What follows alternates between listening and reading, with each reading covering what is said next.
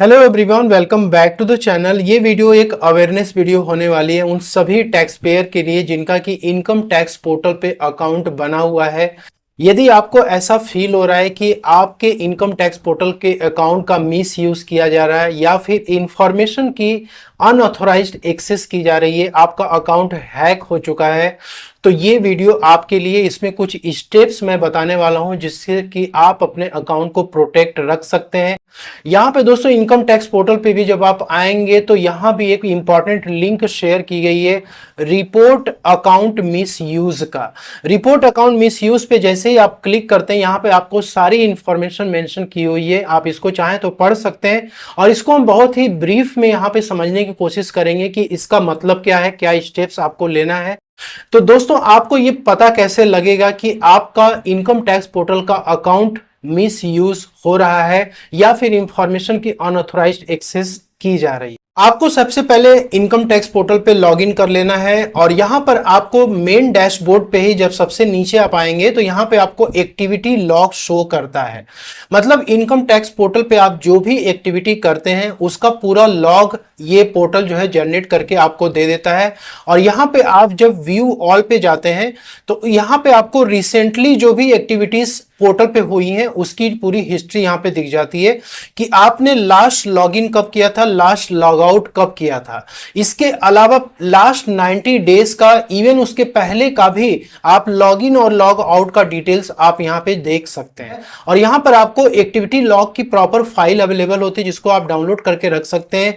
Future में आपको कहीं भी यदि कंप्लेन करना है तो ये फाइल आपकी काम में आने वाली है। तो यहां पे जो लास्ट में लॉगिन और लॉग आउट की डिटेल्स दिख रही है, यहां पे दोस्तों प्रॉपर डेट और टाइम दोनों मेंशन होता है। यदि आपको लगता है कि हमने लास्ट में पिछले 2 से 3 महीने में हमने कोई भी लॉगिन या फिर लॉग आउट नहीं किया है और पोर्टल पे जबकि लॉगिन हिस्ट्री लॉग आउट में ये इंफॉर्मेशन दिख रही है, तो इसका मतलब ये है कि आपका जो इनकम टैक्स पोर्टल अकाउंट है वो दोस्तों मिस यूज हो रहा है। यहां पे जो भी इंफॉर्मेशन है वो अनऑथोराइज्ड एक्सेस की जा रही है। सेकेंड ये है कि आप इनकम टैक्स पोर्टल पे कोई भी एक्टिविटी करते हैं, लाइक आप आईटीआर फाइल करते हैं, उसको रिवाइज करते हैं, ई वेरीफाई करते हैं, या फिर आप पासवर्ड चेंज करते हैं, कॉन्टेक्ट डिटेल्स अपडेट करते हैं, बैंक की डिटेल्स अपडेट करते हैं, या फिर प्रोफाइल आप अपडेट करते हैं, आपके मोबाइल पे एसएमएस के थ्रू और ईमेल पे आपको उसका अलर्ट मैसेज जाता है कि आपने इनकम टैक्स पोर्टल पे ये एक्टिविटी की हुई है, लेकिन आपने कोई भी एक्टिविटी इनकम टैक्स पोर्टल पे नहीं की हुई है,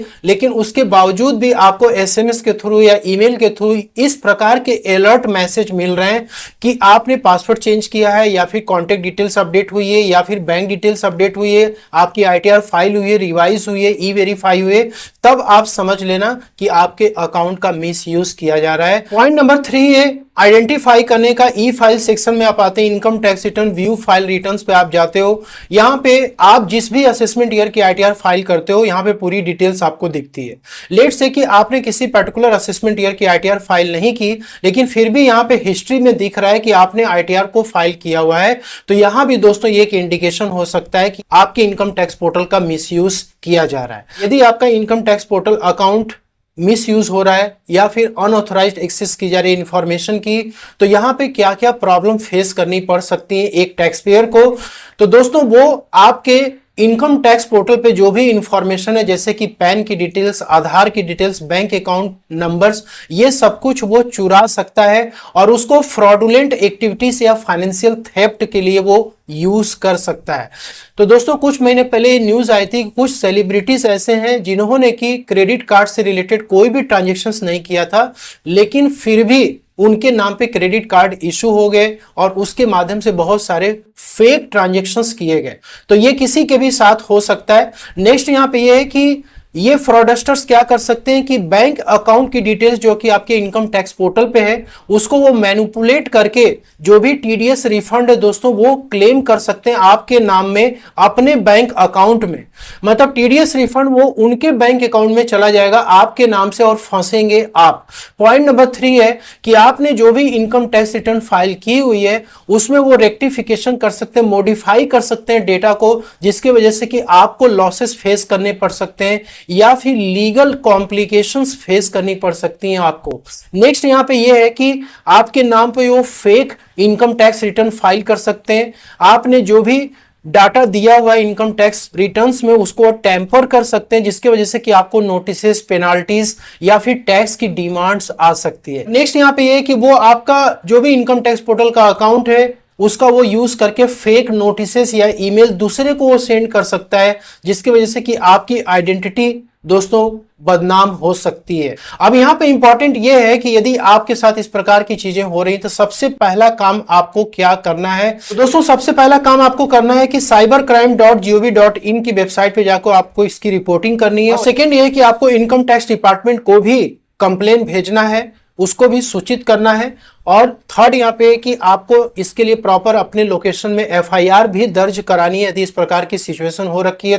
तो cybercrime.gov.in के वेबसाइट पे हम आ चुके हैं। यहाँ पे इनकम टैक्स पोर्टल से रिलेटेड आपको कंप्लेन दर्ज करानी है, तो आप रजिस्टर कंप्लेन पे आपको क्लिक करना है। यहाँ पे देखिए 3 तरीके के फ्रॉड होते हैं, फाइनेंशियल फ्रॉड, वुमेन और चिल्ड्रन रिलेटेड क्राइम्स और अदर साइबर क्राइम।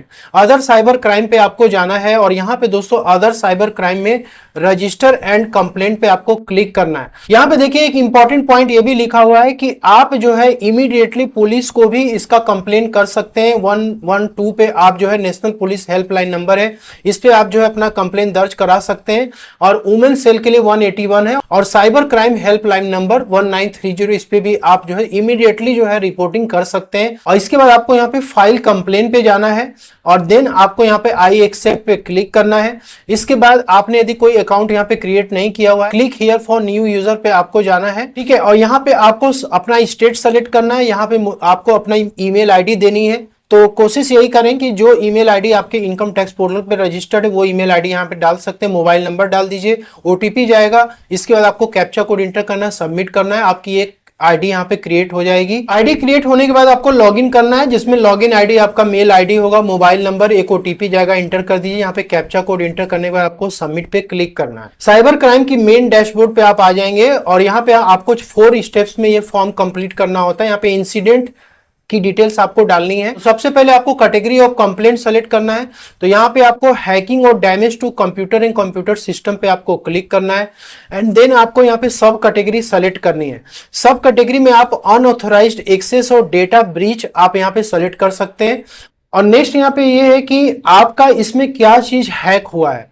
यहाँ पे email, account, server, others, let से कि इनकम टैक्स रिटर्न में कोई मिसयूज हुआ है या फिर लॉगिन क्रीडेंशियल में दिक्कत हो रही है, प्रोफाइल या कॉन्टेक्ट डिटेल्स में मिसयूज हो रहा है, तो आप अदर्स पे क्लिक करके आप यहाँ पे वो डिटेल्स डाल सकते हैं। इसके बाद आपको यहाँ पे अप्रोक्सीमेट डेट एंड टाइम्स पूछ रहा है, तो इनकम टैक्स पोर्टल पे जो भी लॉगिन की हिस्ट्री थी वो आपको मैंने अभी दिखाया था, आप उसको यहाँ पे इंटर कर सकते हैं कि इस पर्टिकुलर डेट को इस तरीके की एक्टिविटी हुई है, ठीक है। उसका टाइम यदि हो तो अवेलेबल कराइए, नहीं है तो कोई दिक्कत नहीं है, ठीक है। और उसके बाद ये है कि क्या कोई रिपोर्टिंग में डिले हुआ है, तो इमीडिएटली जैसे ही आपको ये होता है तो आप तुरंत यहाँ पे संपर्क कर सकते हैं। आप यहाँ पे नो पे क्लिक कर सकते हैं, यदि ज्यादा समय हो चुका है तो आप यस पे भी क्लिक कर सकते हैं। Where did the incident occur, incident कहाँ पे हुआ था, तो यहाँ पर आप सेलेक्ट करेंगे तो यहाँ पे आपको बहुत सारे ऑप्शन दिख जाते हैं, तो आप वेबसाइट यूआरएल्स यहाँ पे मेंशन कर देंगे, क्योंकि इनकम टैक्स पोर्टल पे ही ये दिक्कत हुई है। यहाँ पे आप इनकम टैक्स पोर्टल का वेबसाइट डाल देंगे, इसका सपोर्टिंग एविडेंस आपको यहाँ पे अटैच करना है। तो एक्टिविटी लॉग की जो फाइल थी जो मैंने आपको बताया था कि आप इसको डाउनलोड कर लीजिए, उसको आप यहाँ पे अटैच कर सकते हैं। साथ में जो है जो भी इंसिडेंट आपके साथ पोर्टल पे हुआ है उसका एक प्रॉपर आप जो है एविडेंस तैयार कर ले पीडीएफ फॉर्मेट में, और उसको बाद आप यहाँ पे उसको अटैच कर ले। और यहाँ पे आपको जो भी इंसिडेंट आपके साथ हुआ है उसका प्रॉपर यहाँ पे 1500 कैरेक्टर्स में आप उसको लिख दीजिए। सारे इंसिडेंट को लिखने के बाद दोस्तों आप save as draft and next पे आपको जाना है।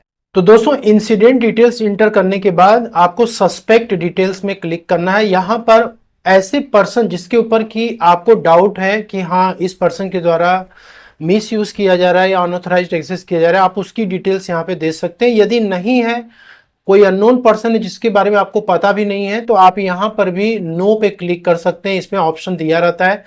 कंप्लेनेंट डिटेल्स में इसमें आपकी डिटेल्स जाएगी, ठीक है, कि आपका नाम क्या है, आपका मोबाइल नंबर, आपकी ईमेल आईडी, सारी डिटेल्स आपकी इसमें जाती है, जो कि आप इस पे क्लिक करके दोस्तों इंटर कर सकते हैं। इसके बाद लास्ट वाला जो स्टेज है यहाँ पे प्रीव्यू एंड सबमिट का है। सारी ये डिटेल्स फिलअप करने के बाद आपको प्रीव्यू एंड सबमिट पे क्लिक करना है, तो ये आपकी कंप्लेन जो है जनरेट हो जाएगी। आपको एसएमएस के थ्रू आपका कंप्लेन नंबर सेंड कर दिया जाएगा। आप उस नंबर के थ्रू यहाँ पे दोस्तों स्टेटस भी चेक कर सकते हैं।